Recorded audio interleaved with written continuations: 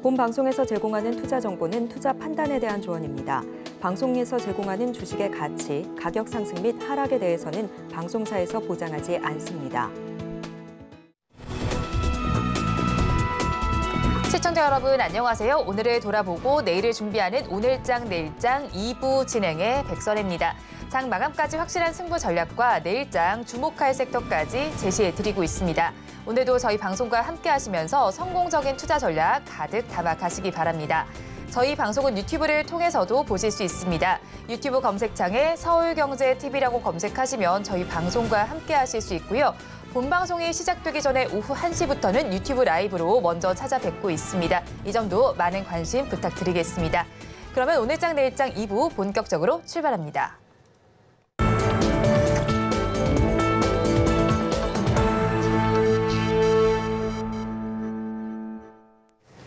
오늘도 두 분과 함께 시장에 대한 이야기 해보겠습니다. 영앤리서치의 최진욱 본부장, 블루드림 리서치의 이주현 대표 두 분 나와 있습니다. 두 분 어서 오세요. 안녕하십니까. 반갑습니다. 네, 먼저 시장에 대한 흐름을 알아봐야겠습니다. 오전장과 비교해서 오후장 좀 달라진 부분이 있을까요? 특별히 크게 달라진 부분은 없다라는 생각이 들고요. 일단 오후장 들어서 조금 부침을 겪던 이제 금융주들, 네. 저 PBR로 움직였던 종목들의 좀 반등 흐름이 나와주는 게 하나의 특징이다라고 볼 수 있을 것 같고요.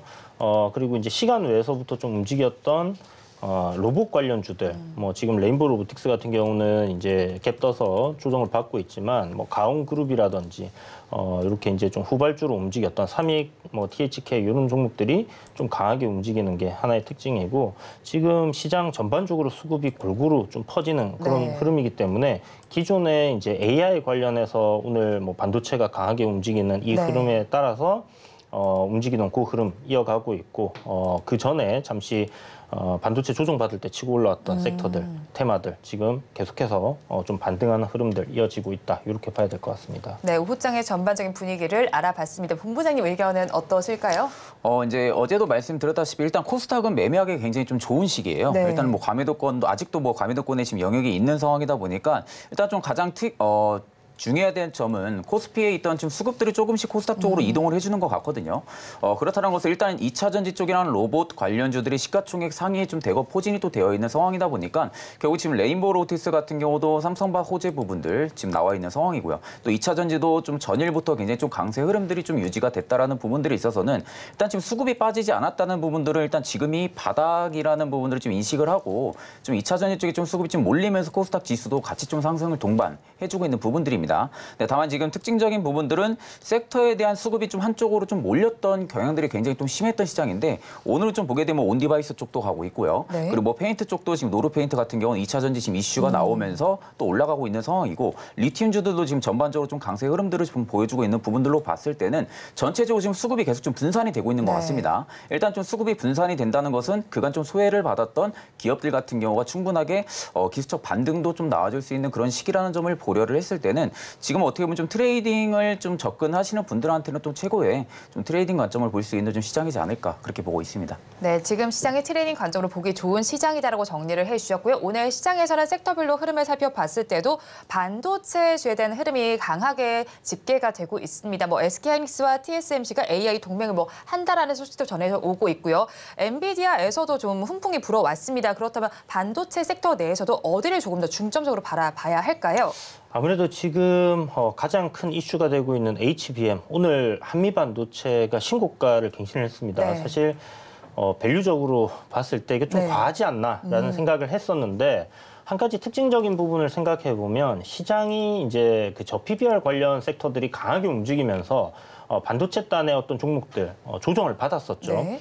그럼에도 불구하고 이 한미반도체의 주가 흐름을 살펴보시면요, 거의 빠지지 않고 지켜내는 그런 모습들을 보였습니다.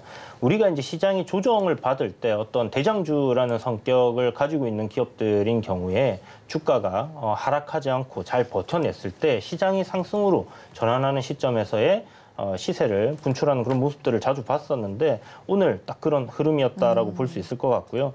거기다가 이제 주주 친화적인 네. 정책을 펼치는 그런 부분들을 이어가겠다라는 얘기가 또 나왔죠. 그래서 현재 이제 저 PBR 이슈로 인해서 배당이나 아니면 자사주 매입 소각에 대한 그런 기대감이 꽤 커져 있는 그런 상황인데 한미 반도체에서 그런 부분들을 또 해소해주는 액션이 나왔기 네. 때문에 주가 신고가 갈만하다라는 생각이 들고 이와 관련해서 이제 그 HBM 관련주들 좀 지속적으로 지켜봐야 될 것 같고요.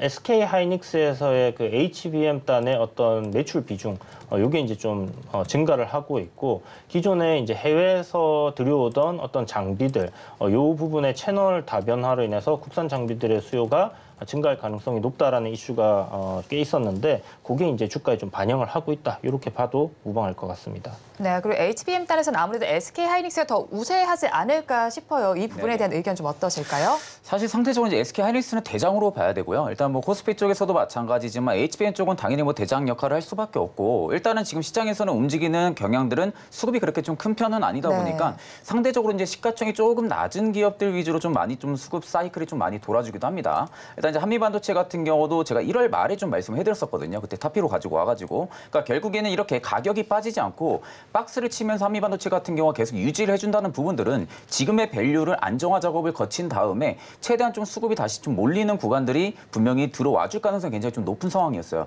그 당시에도 이제 기관들이 계속해서 물량을 매집을 하고 있었던 수급이었고요. 뭐 금융투자도 계속해서 물량이 들어오고 있는 시점이었고, 외국인까지도 계속 지분율을 늘리고 있었던 시점이다 보니까 일단 한미반도체 같은 경우는 지금 SK 하이닉스 쪽에 대한 호재바 훈풍으로 인해 가지고 앞으로 좀 수주가 늘어날 것이다라는 부분들이 기대감이 지금 계속해서 신고가를 지금 연일 행진을 하고 있는 부분들인데, 상대적으로 이제 지금은 신고가를 좀 달성을 해주고 있는 부분들이다 보니까 일단 좀 눌림을 노려보시는 게 좀 맞다고 보고 있고요. 내가 좀 상대적으로 안정적인 투자 기초를 좀 본다고 하게 되면은 일단 SK 하이닉스 같은 경우는 올해도 아마 HBM 쪽에 대한 경쟁력을 계속 강화를 시킬 겁니다. 워낙 삼성전자가 밑에서 계속 따라오고 있는 상황이다 보니까 지금의 점유율을 계속해서 유지를 하든지 확대를 하든지 이런 부분들에 있어서는 SK 하이닉스가 계속해서 캐파를 증설을 또 할 수도 있는 그런 이슈들이 또 붙어질 수 있는 가능성 여부를 놓고 볼 때는 오히려 좀 SK 하이닉스 같은 경우는 충분하게 투자처로도 좀 유망하다고 보고 있고요.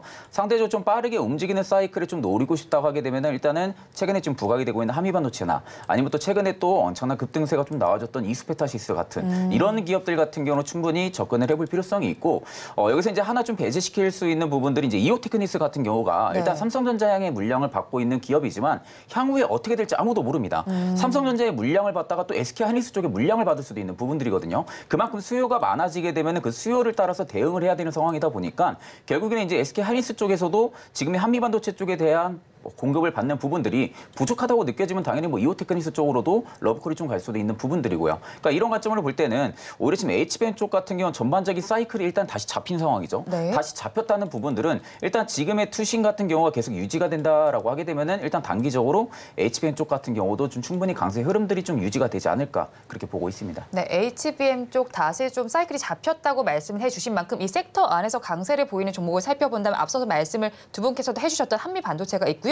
그 다음에 위치한 종목이 QRT라는 종목입니다. 이 종목의 경우에 우리나라의 칩닥터로서 성장 가능성이 무궁무진하다는 리포트도 나와 있어요. 이 종목에 대한 의견 어떠실까요? 네, 지금 딱 말씀하신 순간 VI가 들어가 있는 상황인데, 네. QRT 이제 저전력 반도체 관련 이슈로 이제 좀 강하게 올랐었고, 지금 시장에서 이제 AI 반도체 이 연산을 굉장히 많이 해야 되는 그런 상황이다 보니까 어떤 전력 소모, 이렇게 서버단의 이 전력 소모에 관한 그런 부분들로 이렇게 좀 키워드가 계속해서 번져나가는 그런 양상이죠. 그래서 AI라는 키워드에서 하드웨어 쪽에서 HBM, CXL, 그 다음에 이제 저전력 반도체, 그 다음에 이제 뭐 침습이라고 해갖고 그 액체로 이렇게 담궈서 발열을 잡는 뭐 그런 것까지 이제 이야기들이 계속 나오고 있기 때문에 하나의 이제 AI라는 큰 테마 안에서의 새로운 카테고리들이 계속 열리는 그런 모습이다라고 보면 될 것 같고요.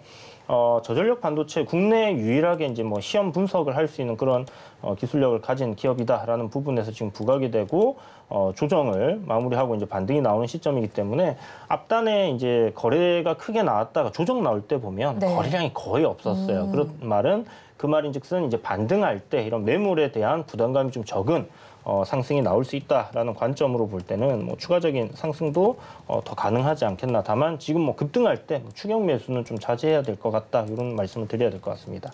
네, 급등할 때 추격 매수는 자제해보자라고 QRD에 대한 의견을 제시를 해주셨고요. 또 오픈에지 테크놀로지의 경우에는 실적이 좋았습니다. 그런 만큼 주가도 반응을 하고 있는 것 같은데 이 종목에 대해서는 앞으로 계속 모아가도 괜찮을까요?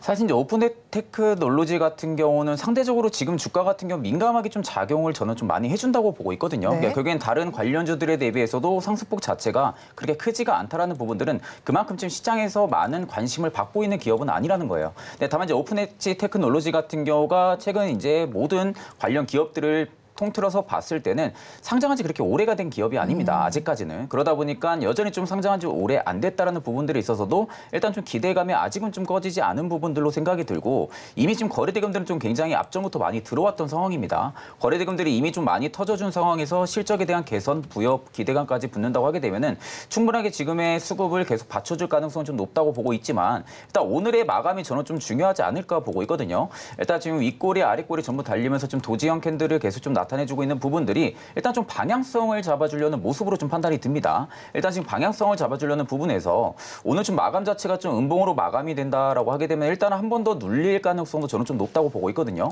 거기에 일단 좀 투자 주의 딱지까지 일단은 좀 붙어 있는 상황이다 보니까 조금 더 투신 부분들이 개선되기에는 다소 좀 역부족일 수도 있다고 보고 있습니다. 네, 다만 이제 양봉으로 좀 마감을 해준다고 하게 되면은 충분하게 위쪽에 대한 방향성도 단기간 좀 열릴 가능성이 좀 높다고 보고 있는 상황이다 보니까 오픈에지 테크놀로지 같은 경우는 좀 트레이딩 쪽으로만 좀 접근을 해보시는 게 좀 맞지 않을까 그렇게 보고 있습니다. 네, 오픈에지 테크놀로지의 경우는 트레이딩 관점으로 짚어보자라고 정리를 해주셨고요. 오늘 또 변동성 크게 보이는 종목 중에 하나가 워트입니다. 워트의 경우에는 HBM 주문량이 급격하게 좀 늘어나게 되면서 이 안에서 지금 가격도 앞서서 두 분께서 말씀해 주신 것처럼 좀 오르고 있습니다. 네. 그러면서 삼성전자를 주 고객사로 두고 있는 만큼 부각이 되는 것 같아요. 앞으로에도 이런 주가 변동성이 계속 나타나게 될까요?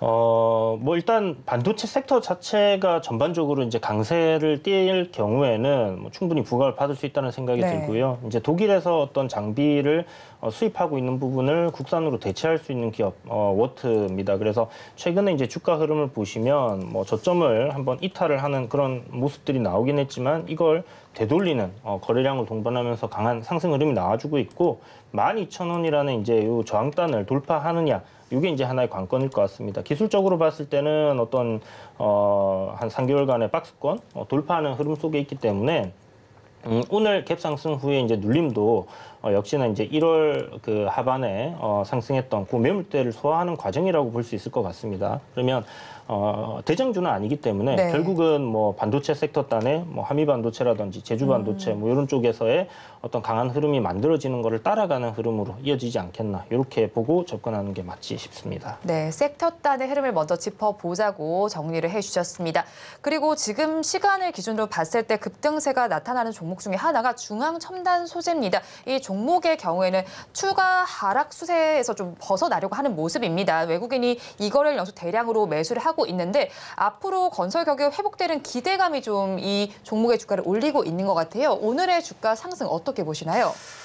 이제 사실 저는 이제 환기 종목 같은 경우는 굳이 볼 필요가 있을까 싶기도 하거든요. 일단 지금 환기 종목으로 지금 들어가 있는 상태인데 네. 그만큼 뭐 일단 실적 부분들은 좀 저조했던 부분들이 있었고 일단 오늘의 상승 부분들은 리튬에 대한 좀 사이클이 현재 오늘 좀 잡히고 있는 상황이다 보니까 상대적으로 지금 중앙 첨단 소재 같은 경우도 좀 수급이 잡혔을 가능성이 좀 높다고 보고 있는데 지금 좀 외국인의 지분이 뭐 이틀 넘게 수급이 들어와 준다고 해가지고 뭐 지금 이거를 투자를 해야 된다라고 보기는 다소 어렵고요. 뭐 오늘 같은 경우도 지금 기관이랑 투신이 조금 소폭 들어와주고 있긴 한데 저는 제가 보기엔 좀 단기 트레이딩 하려고 좀 들어오는 물량들이 아닌가 저는 좀 조심스럽게 그렇게 좀 생각을 하고 있거든요.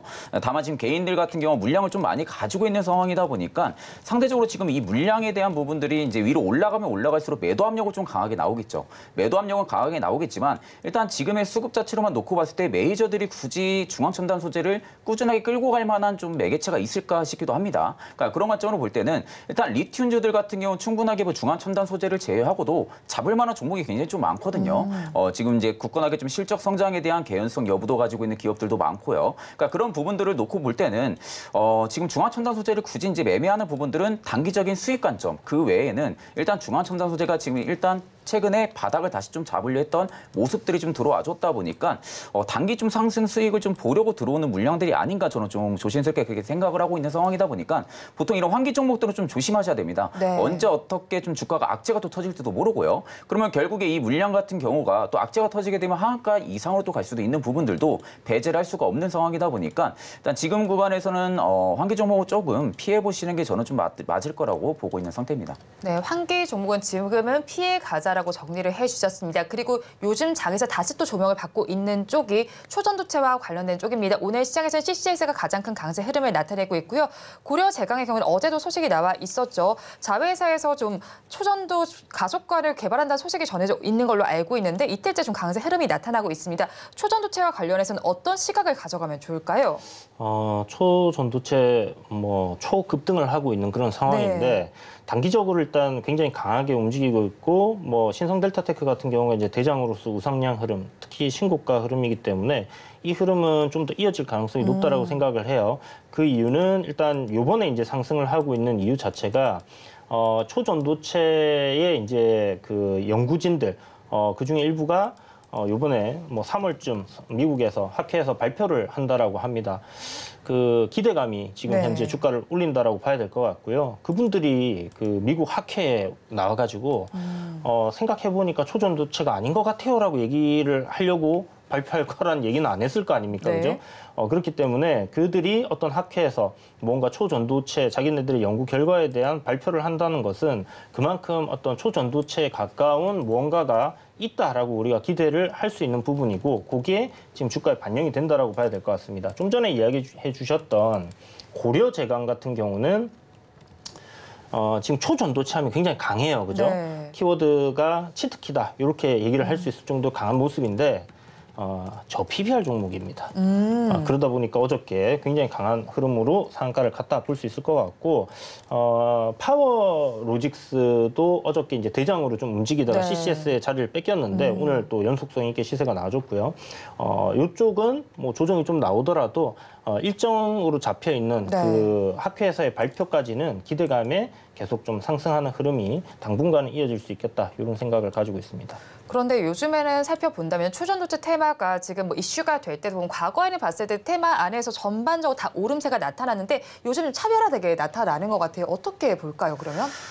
이제 어제도 이제 초전도체 이야기를 좀 했었었는데 네. 일단 제가 그때도 말씀드렸던 부분들은 신성 델타테크가 물론 대장은 맞습니다. 네. 현재 상황에서는 대장은 맞지만 너무 과도하게 올랐던 부분들이 있어서 좀 과열 매도권에 일단 좀 진입을 좀 오래전부터 했었던 상황이에요.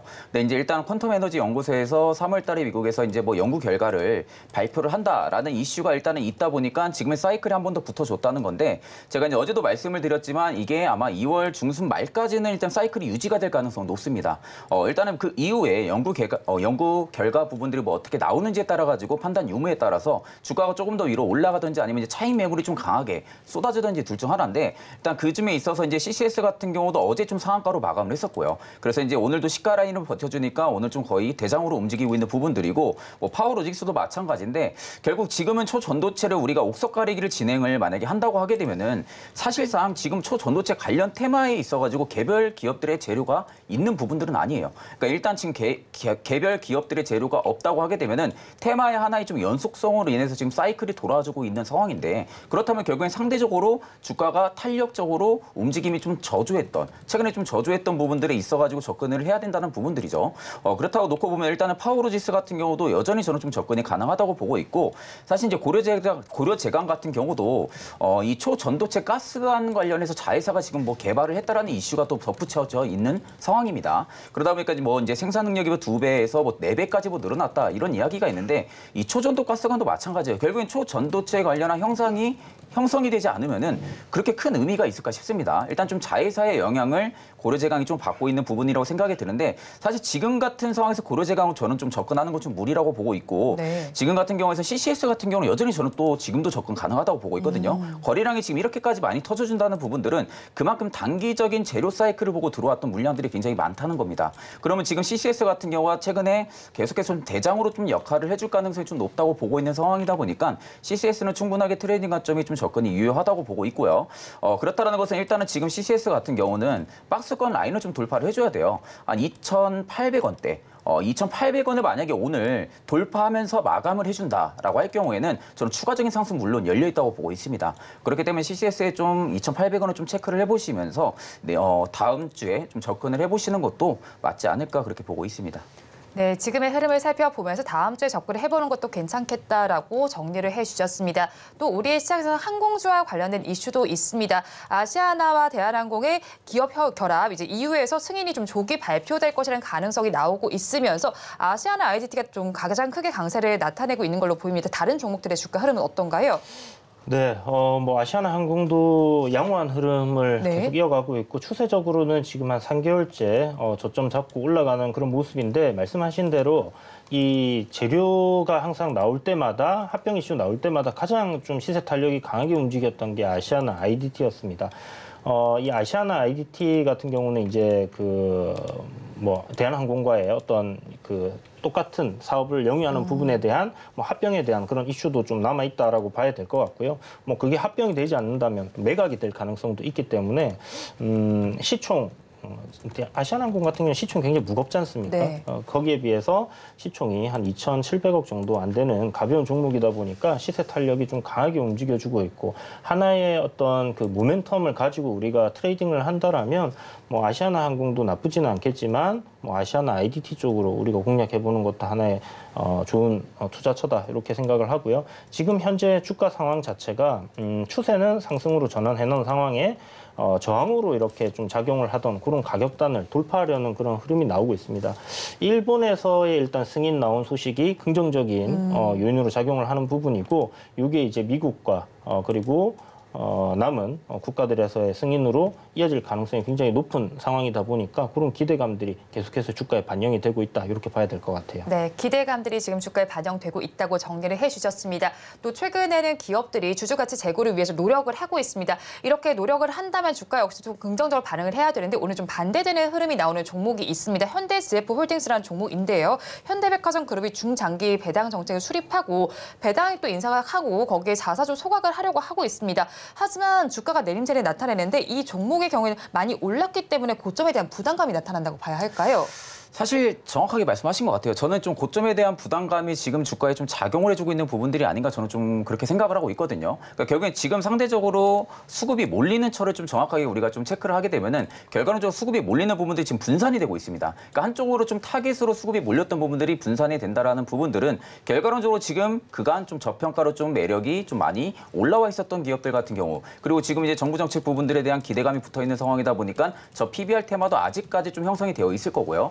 물론 이제 지금 이제 저 PBR 테마가 앞전부터 계속해서 사이클이 돌아와줬던 만큼 일단 지금은 좀 어느 정도 많이 오른 고밸류에 있는 부분들은 좀 차익이 나오겠지만 반대로 지금 저가에 좀 위치해주고 있는 기업들이 좀 수급이 또 많이 분산이 되고 있는 상황이거든요. 그러면 결국에는 지금 일부 차익 매물이 쏟아질 가능성도 저는 좀 높다고 보고 있습니다. 그러니까 일부 차익 매물이 나온다고 하게 되면 그 매물들이 결국에는 지금의 좀 저평가로 포진이 되어 있는 기업들로 많이 이동을 해줄 가능성이 좀 높다고 보고 있기 때문에 이제 이런 종목들 같은 경우는 오히려 이제 한번 고점을 갱신했던 부분들이 있었다 보니까 뭐 수급이 그렇게 많이 빠지지 않는다고 하게 되면 한번 눌림목도 공략은 해볼 수는 있지만 현 상황에서 굳이 이 종목을 베팅을 해보면서 매수를 할 때까지를 좀 지켜볼 필요성은 없을 거라고 보고 있고요.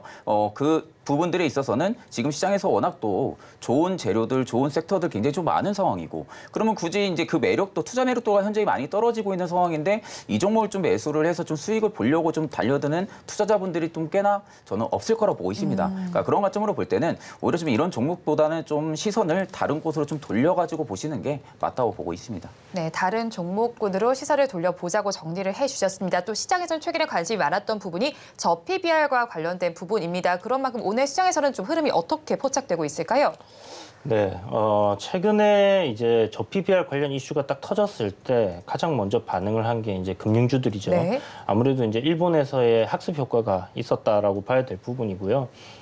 저 PBR에다가 실적 또한 굉장히 좋고 안전한 투자처로 이제 인식이 되어 있던 은행주들이 뭐 다 일본에서 많이 올랐었고 미국에서도 많이 올랐던 부분들 그런 부분들을 좀 급격하게 시세가 반영을 하는 그런 모습들을 보여줬는데 아무래도 이제 정부 입김이 강하게 작용할 수 있는 그런 기업단이 먼저 움직였다라고 봐야 될 것 같습니다. 도시가스공사라든지 뭐 이런 기업들도 이제 반응을 했던 거 보면 그런 것들이 이제 먼저 움직였고 이후에 이제 자동차 섹터로의 어떤 수급 분산, 저 PBR의 실적 좋은 섹터죠. 이쪽으로도 이제 시세들이 한번 갔었고요. 이제 반도체가 어제 오늘 좀 반등이 나오려고 하는 그런 흐름 속에서 좀 조정을 받는 게 아닐까라는 생각을 했었어요.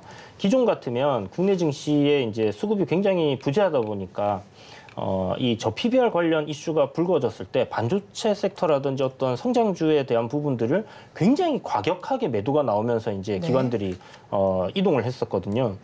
그런 부분들이 지금은 전혀 나오고 있지 않다라는 겁니다.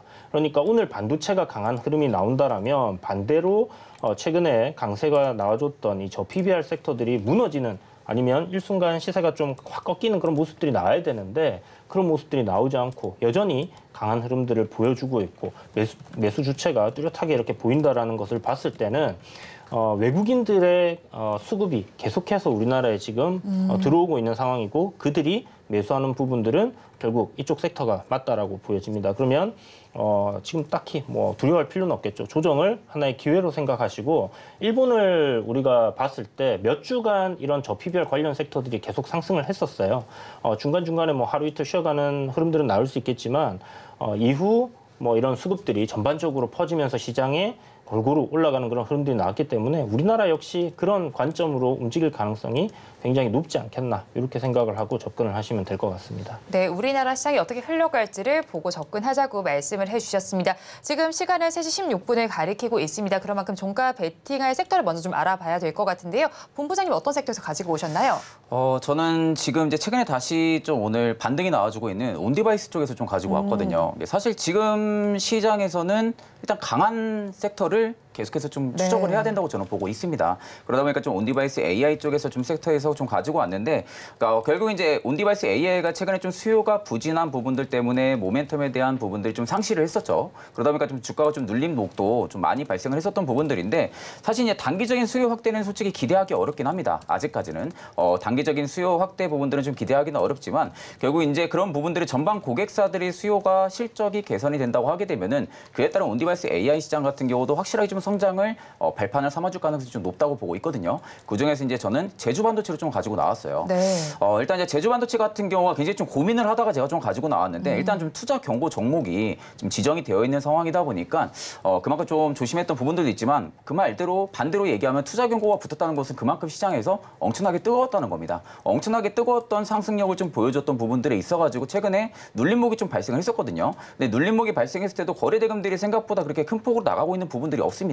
그러면 지금 저가권에서 지금까지 쭉 올렸을 때 당시에 거래대금들이 폭발적으로 터졌는데 막상 눌림목 발생했을 때는 거래대금들이 소폭만 나갔다고 하게 되면은 지금의 반등 기조가 한 번 더 사이클이 돌아줄 가능성이 저는 좀 높지 않을까 그렇게 보고 있는 상황이거든요.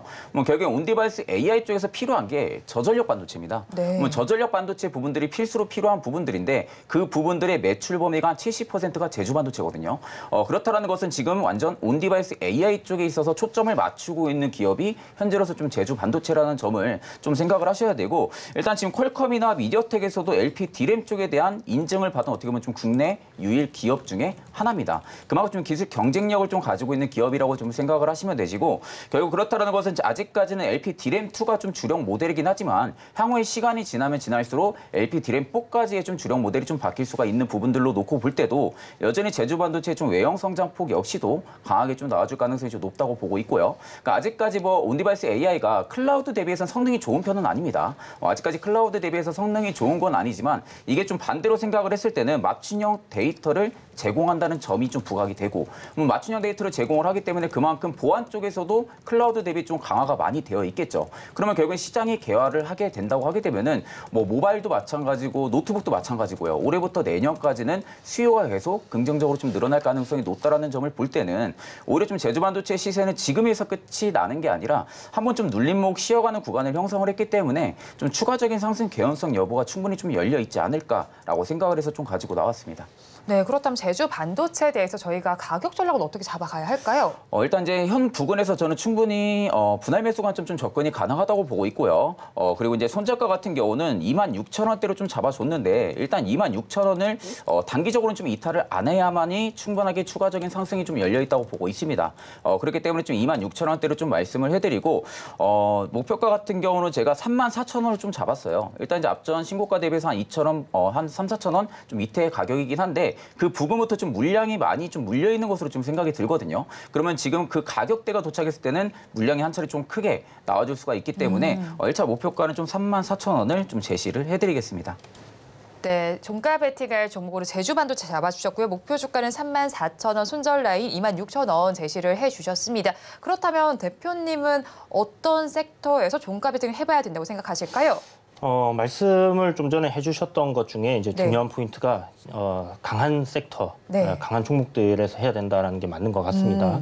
일단 지금 한미반도체 상한가가 들어갔는데요. 네. 상장량이 정말 어마무시하다라는 생각이 들 정도로 강한 모습이고 결국 이제 이 반도체 섹터에서 HBM의 대장이었던 한미반도체가 상한가 들어갔다는 것은 결국 이쪽 섹터 지금 강하다라는 네. 것을 그냥 시장이 보여주는 모습이기 때문에 이쪽 섹터 나쁘지 않다 그렇게 보고 있고요. 결국 시대의 트렌드가 AI라는 관점에서 네. 미국 같은 경우는 뭐 엔비디아 같은 거 신고가 계속 달리고 있고 반도체 섹터 계속 좋은 흐름이 나오고 있습니다. 네. 그래서 필라델피아 반도체도 좋은 흐름 속에 또 수출입 동향 보면 반도체 수출이 증가하고 있잖아요. 네. 그런 관점에서 반도체 섹터도 나쁘지 않다 이렇게 생각을 하는데 아까도 말씀드렸다시피 이제 저 PBR 관련 섹터들 네. 지금 금융주들은 오후장에 또 강하게 반등이 나와줬거든요. 그러면 오늘 이렇게 좀 강하게 가는 종목들도 나쁘진 않겠지만 하루 이틀 정도 쉬어가는 네. 그런 모습을 보여주는 종목들 내에서 우리가 또 선별을 해보자면 실적단이 굉장히 좋게 나오고 있는 섹터가 바로 자동차 섹터입니다. 아, 그럼 종가 베팅 섹터랑 뭔가 종목 분목이 좀 다르신 거네요? 저 PBR 섹터와 반도체 둘 네. 다를 보는데 네. 이쪽도 좋지만 우리가 다시 한번 아직 오르지 않은 오늘은 쉬어가는 네. 그런 쪽을 좀 보자라고 말씀을 드리는 거죠. 그래서 자동차 부품 섹터들 중에서 실적이 이제 2월 15일이면 다 나와야 돼요. 네. 아직 안 나온 기업들이 있죠.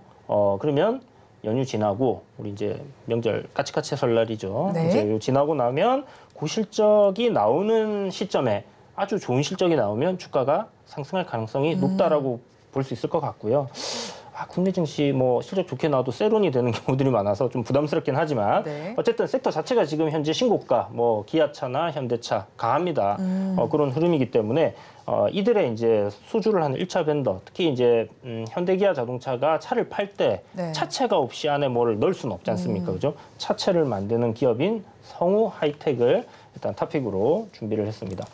성우 하이텍 같은 경우는 이제 자동차 섹터들 강하게 반등이 나오고 첫날에는 일단 한 18% 정도 움직이면서 이 부품 섹터 단을 견인을 했던 종목이고요. 작년 이제 상반기에 굉장히 좀 강한 시세를 보여줬던 그런 종목인데 지금 서현이와 같은 경우는 며칠 좀 강세를 보여줬고 성우하이텍 같은 경우는 지금 눌림목을 받고 있습니다. 그래서 이런 구간에서의 어떤 반등 흐름을 한번 노려보고 종가 매수로 접근을 해볼 만하다라는 생각을 가지고 있는 종목이고 아까 말씀드렸다시피 현대기아 자동차 실적이 좋은데 네. 자동차 부품 sek터 실적이 안 좋으면 어떻게 되겠습니까? 현대기아차가 참 나쁜 회사가 될 수 있습니다. 그죠? 이 공급업체들 팔목을 비틀어서 네. 니네들의 이익을 좀 줄이고 우리가 네. 가져가겠다 이렇게 되는 꼴이 되기 때문에 아마 그렇지는 않을 거다라는 생각이 들고요. 작년에도 실적이 굉장히 좋았어요. 자동차 잘 팔렸기 때문인데 그런 부분들이 실적으로 분명히 이렇게 나올 거라고 생각을 하고 있고 지금 추세상도 저점을 잡고 상승으로 이제 전환이 되는 가운데서 전고점 돌파 이후에 눌림 자리다. 그러면 여기서 추가적인 조정이 조금 더 나올 수 있겠지만 저는 상방으로 돌릴 가능성이 상당히 높다라고 보고 자동차 부품 섹터 내에 네. 성우 하이텍을 공략을 한다. 이렇게 말씀드릴게요. 자, 그러면 가격 전략 네. 일단 뭐 종가 매수니까 종가에 지금 사시면 될 것 같고 네. 목표가는 13,000원, 손절가는 한 8,000원 정도 잡고 손절가까지는 분할 매수 관점으로 접근이 가능한 굉장히 실적이 좋고 저 PBR인 종목이다. 이렇게 말씀드리겠습니다. 종가 베티갈 종목 상호할 때 가지고 오셨습니다. 목표 주가는 13,000원, 손절레인 8,000원 제시를 해주셨습니다. 그러면 저희는 마감 동시효과 구간 우리 시장 어떤 분위기 보이고 있는지 양대 시장의 분위기 살펴보겠습니다. 연휴를 앞둔 마지막 거래일입니다. 옵션 만기일이기도 한 만큼 변동성이 나타나기도 했던 우리 양대 시장이었습니다. 오늘 시장에서 코스피 지수는 빠지고 있습니다. 장중에 거의 내내 빨간불을 켜고 있다가 파란불로 전환이 되어 있는 모습입니다. 0.77%의 내림세가 나타나면서 2,589선에 마감을 할 것으로 예상됩니다. 다음으로 코스닥 시장의 분위기 살펴보겠습니다. 코스닥 시장은 그래도 여전히 강하게 움직여줍니다. 1.54%, 58%의 강세 흐름이 나타나면서요. 824선에 종가를 쓸 것으로 예상되고 있습니다. 다음으로 수급 상황 체크를 해보겠습니다. 코스피 시장을 먼저 살펴보겠습니다. 코스피 시장에서는 외국인과 기관이 쌍끌이 매수를 해주고 있는데요. 반면에 개인 투자자들은 덜어내고 있습니다. 외국인은 198억 원, 기관은 6천억 원 넘게 담아냅니다. 반면에 개인 투자자들만이 6천억 원 넘게 팔아내고 있는 장세가 펼쳐지고 있는데요. 외국인 투자자들은 오늘까지 7거래일 연속 매수세를 집어넣어주고 있습니다. 다음으로 코스닥 시장으로 넘어가 보겠습니다. 코스닥 시장에서는 외국인 투자자들 많이 사고 있고요. 기관과 개인은 동반 매도에 나서고 있습니다. 외국인 투자자들 1,325억 원 사들이고 있습니다. 반면에 기관은 206억 원, 개인 투자자들 1,000억 원 넘게 팔아내는 장세가 펼쳐지고 있습니다. 오늘 시장 상황 본부장님 어떻게 보셨나요? 저는 일단 지금 외국인들의 좀 투자 수급처가 코스닥 쪽으로 좀 이동을 해주고 있다라는 부분들이 좀 키포인트인 것 같아요. 지금 이제 프로그램 비차익 매매를 좀 놓고 봐도 일단 오늘 외국인이 800억 가량을 코스피 쪽에서 지금 물량이 좀 나왔거든요. 800억 가량 지금 코스피 쪽에서 물량이 나왔는데 이 물량이 그대로 1,200억이 코스닥 쪽에 담긴 상황입니다. 그렇다는 것은 지금 기관 같은 경우나 뭐 금융투자나 지금 소폭 코스닥보다는 코스피 쪽을 좀 계속해서 집중을 하고 있는 부분으로 판단이 드는데 반대로 지금 외국인 같은 경우는 코스닥 쪽에 조금 더 집중을 하고 있다는 부분들이죠. 그렇다는 것은 지금 조금씩 저 PBR 테마가 형성이 됐을 당시에 지금 고가놀이를 하고 있는 종목들의 한 차례 좀 차익 매물들이 나오면서 지금 저 PBR 다시 아직까지는 시세가 붙지 않은 쪽으로 좀 이동을 해줄 가능성이 좀 높다고 보고 있고요. 그러면 결국에 상대적으로 지금은 코스닥 쪽이 조금 더 매매하기에는 굉장히 좀 유리하지 않을까 그렇게 보고 있는 상황입니다. 그래서 외국인 같은 경우도 뭐 코스피, 코스닥 오늘 좀 양 매수세를 좀 넣어준 상황인데 코스닥이 좀 압도적으로 좀 수급을 좀 많이 넣어준 부분들인데 반대로 이제 기관이 아직까지는 코스피 쪽을 조금 버텨주고 있는 부분들이에요. 네, 다만 저는 좀 외국인의 좀 키가 굉장히 좀 중요하다는 모습을 봤을 때는 코스닥 쪽을 좀 담아줬다는 부분들을 놓고 좀 봐야 될 것 같고요. 일단 지금 ADR 차트로만 놓고 봐도 일단 코스피는 저는 조만간 조정이 한번 나오지 않을까 보고 있거든요. 일단은 지금 과열 매도권이 이미 벗어난 상황에서 지금 제가 보기엔 추세가 또 꺾일 가능성도 높다고 보고 있습니다. 네. 그래서 지금 외국인들의 수급이 코스닥 쪽으로 좀 이동해 주는 거 아닌가라고 생각을 하는데 상대적으로 지금 코스닥 같은 경우는 아직도 과열 매도권에 있어요. 네. 그러니까 여전히 과열 매도권에 있다는 것은 그만큼 시장에서 종목들이 많이 빠졌다는 거죠. 종목들이 많이 빠졌다는 부분들은 실적 성장 베이스가 잡혀져 있는 기업들 같은 경우 특히 오늘 한미반도체나 아니면 뭐 이스페타시스 이제 HBM 쪽이나 온디바이스 쪽 이런 쪽을 한 번 더 노리려고 지금 매수세가 좀 들어와주는 부분들도 아닌가라는 견해로 볼 때는 일단 저는 한번 차익은 봐야 되는 시점이지 않을까 보고 있거든요. 내가 아래에서 잘 잡아가지고 지금 고수익을 좀 보고 있다. 그럼 한 차례 좀 차익을 좀 하시는 것을 좀 한번 고려를 해보시고 그 다음에 지금 수급처가 이동을 해주는 코스닥 쪽을 조금 더 매매 관점을 좀 노려보시는 게 저는 좀 맞지 않을까 그렇게 보고 있습니다. 네, 코스닥으로 수급 이동이 되는 만큼 코스닥 쪽에서 노려보자고 정리를 해주셨고요. 저희 유튜브 실시간 채팅창에 소녀를 그리다 님께서 이야기를 좀 전해주셨습니다. 연휴 위엔 좀 상방으로 보시는 것 같아요. 근데 전제가 좀 미국 시장인데 미국 시장은 사실 요즘에 계속 좋잖아요. 네네. 그런 만큼 어디까지 올라갈지 궁금해하시는 것 같습니다. 나스닥 정고점이 좀 터지는 것도 시간 문제라고 좀 네네. 짚어주신 것 같은데요. 이거에 대한 의견 어떠실까요? 저도 사실 지금 위태위태하다고는 보고 있거든요. 네. 그러니까 지금 S&P 500 지수 같은 경우도 연일 계속 올라가고 있고요. 또 엔비디아도 좀 계속해서 신고가를 좀 연일 달성을 하고 있고. 근데 이 기조가 사실상 미증시에서 언제 깨질지는 아무도 알 수가 없습니다. 뭐 지금 뭐 더 이상 더 올라간다, 뭐 더 빠진다라는 뭐 이슈들도 굉장히 좀 많지만 결국 이 추세를 언제 깰지는 아무도 알 수가 없는 부분들이거든요. 근데 다만 그 부분들을 알 수가 없다고 하게 되면은 지금 이제 우리 국내 증시로만 놓고 봤을 때는 굉장히 저는 긍정적이라고 바라보고 있어요. 일단 외국인들과 기관이 앞전보다 대비했을 때 계속 거래대금도 늘리고 있다는 부분들, 그리고 지금 코스닥 같은 경우도 상대적으로 외국인들의 수급이 좀 많이 잡힌다는 부분들로 놓고 볼 때는 지금의 수급처가 좀 유지가 되거나 아니면 좀 대폭 상향이 될 가능성도 저는 좀 놓여 있다고 보고 있거든요. 네. 특히 오늘 또 옵션 중심 만기일이었습니다. 그럼에도 불구하고 변동이 그렇게 크지가 않았어요. 그러니까 오전부터 그대로 쭉 베이스가 유지가 돼가지고 마감까지 간 겁니다. 그러면 지금 연휴까지 앞두고 있는데도 불구하고 대부분 다 지금은 이제 현금을 환수를 하려고 하는 움직임이 며칠 전부터 나왔어야 되는데 네. 그런 움직임보다 오히려 지금 계속해서 예측을 느고 있는 그런 움직임들을 계속 나와준다는 부분들에 있어서는 그만큼 지금 이제 증시 매력도도 좀 많이 올라와 있다는 상태죠. 그렇기 때문에 저는 오히려 연휴 이후에 지금 국내 증시 같은 경우는 오히려 더 올라갈 구간들이 충분히 많다고 보고 있고 상대적으로 앞전에 또 말씀드렸다시피 지금은 저는 코스피보다는 코스닥 쪽을 조금 더 공략을 해보시는 게 맞다고 보고 있습니다. 연휴 이후에 올라갈 가능성이 높고 코스닥 쪽에 조금 더 시선을 돌려보자라고 정리를 해주셨습니다. 양대장 지금 기준으로는 다시 또 모두 빨간불을 켜면서 마감을 할 것으로 예상되고 있습니다. 마감 동시효과 구간 함께 하셨습니다.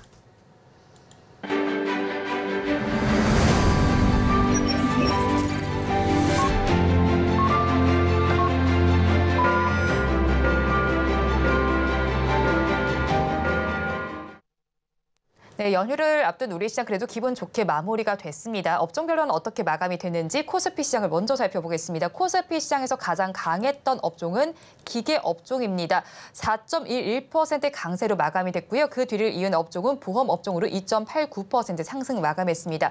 의료 정밀 업종이 1% 조금 못 미치는 상승률로 마감이 됐고요. 금융 업종이 1%대로 상승 마감이 됐습니다. 다음으로 코스닥 시장으로 넘어가서 살펴보겠습니다. 코스닥 시장에서 가장 좋았던 업종은 금융 업종입니다. 8.49% 강세로 마감이 됐고요. 그 뒤를 이은 업종이 일반 전기 전자 업종으로 3.6% 상승, 컴퓨터 서비스 업종이 3.31% 강세로 마감이 됐습니다. 오늘 시장 연휴를 앞두고 기분 좋게 마감이 됐는데 연휴 이후에 대한 전략을 짜봐야겠습니다. 앞서서 전해드린 것처럼 좀 상방으로 보시는 분이 유튜브 실시간 채팅창에 있습니다. 그리고 네. 미국 시장이 어디까지 올라갈지도 궁금해 하시는데 네. 사실 이렇게 미국 시장이 좋지만 우리 시장은 그에 따라가지 못할 수도 있는 거잖아요. 좀 네. 어떤 의견이실까요? 그동안 좀 따라가지 못했다면 이제는 좀 상방으로 크게 열릴 거다라고 저는 생각을 하고 있고요. 네.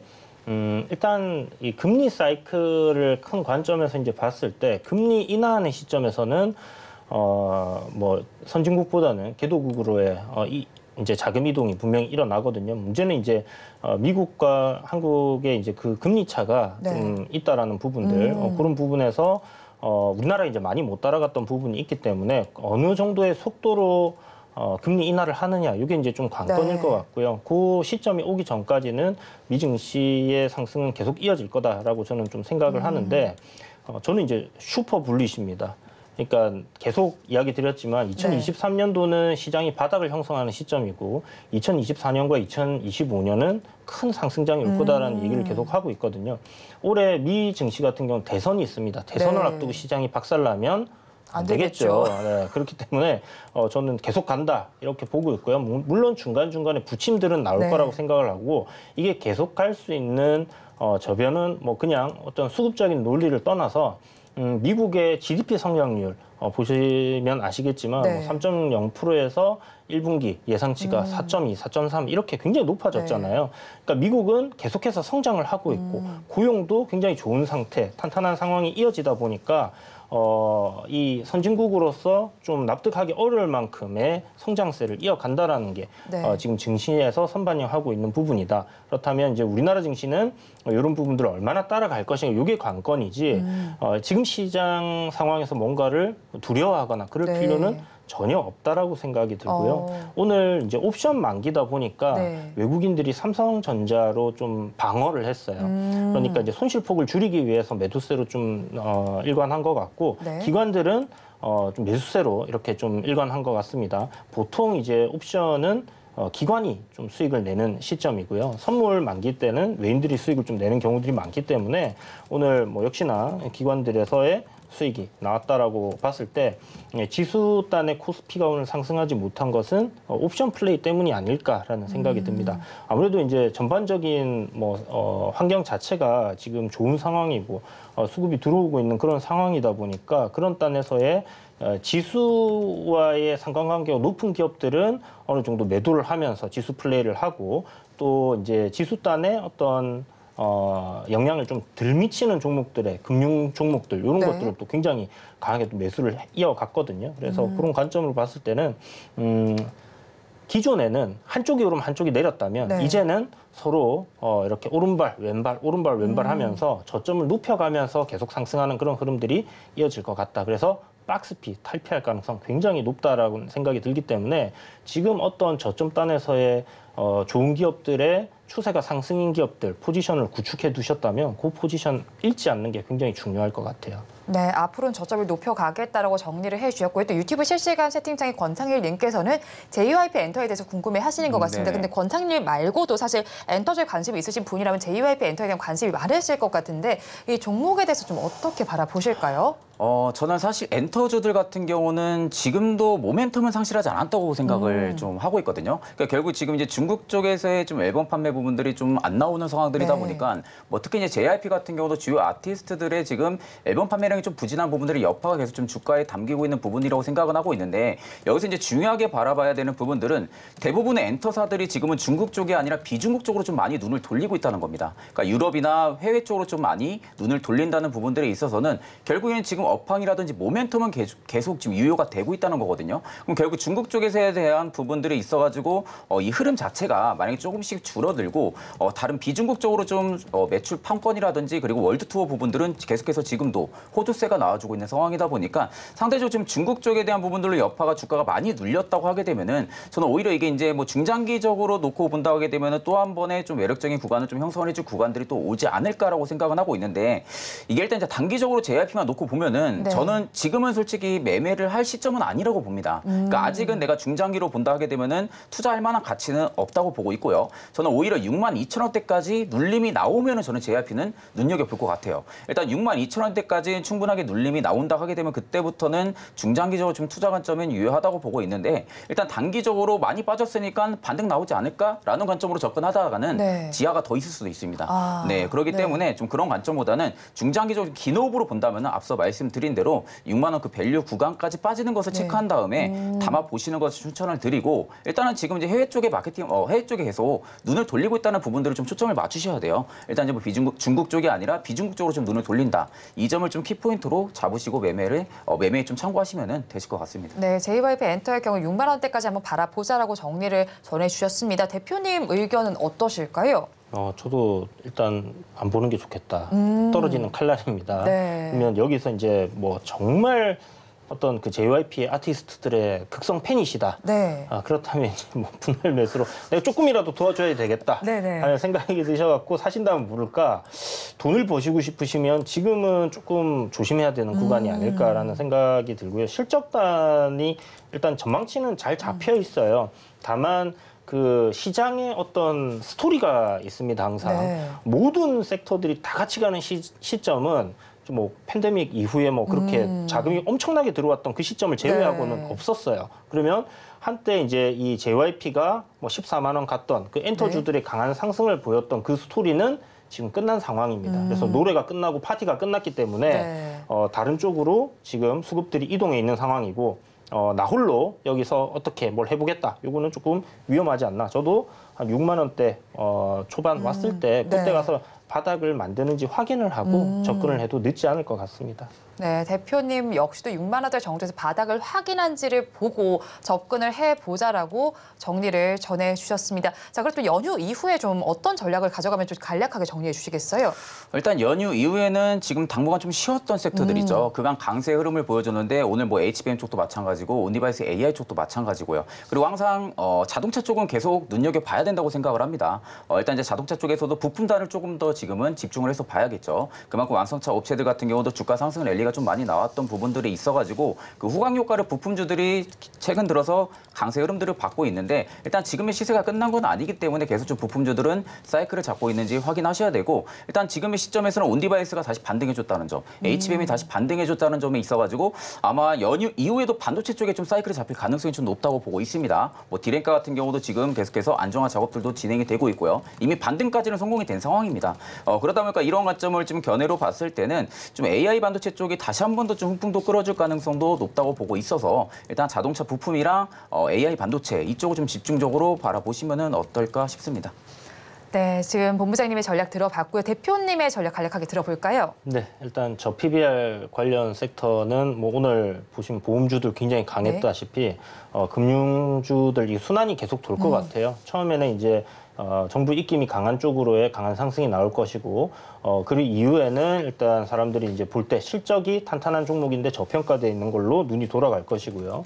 그 이후에는 자산 재평가를 하면 굉장히 싼 기업들로 돌아갈 겁니다. 이게 계속 이 안에서 순환이 좀 돌 가능성이 있다라고 생각을 해요. 그래서 큰 뭐 사이클에서 저점을 확인하고 상승하고 있는 반도체단의 어떤 투자도 저는 뭐 괜찮다라고 생각을 하는데 거기는 이제 뭐 거기 나름대로 뭐 소재 관련된 기업들 이렇게 좀 하시면 될 것 같고 지금 현재 어떤 시장의 주도 섹터로서 자리를 잡아가고 있는 저 PBR 단도 뭐 분할 매수 관점으로 접근하신다면 나쁘지 않을 것 같다 이렇게 보고 있습니다. 네, 대표님의 연휴 이후 전략까지 살펴봤습니다. 지금까지 블루드립 리서치의 이주연 대표, 영엘 리서치의 최진욱 본부장과 함께했습니다. 오늘 두 분 말씀 고맙습니다. 오늘장 내일장 2부에서 준비한 순서는 여기까지입니다. 본 방송에서 제공하는 정보는 투자 판단에 대한 조언일 뿐 해당 주식의 가치와 수익률을 보장하지는 않습니다. 연휴 잘 보내시고요. 저희는 다음 주 이 시간에 다시 찾아뵙겠습니다. 오늘도 함께해 주신 여러분 고맙습니다.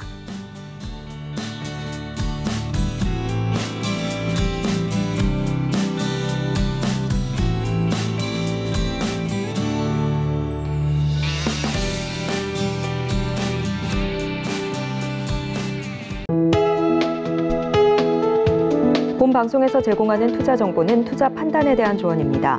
방송에서 제공하는 주식의 가치, 가격 상승 및 하락에 대해서는 방송사에서 보장하지 않습니다.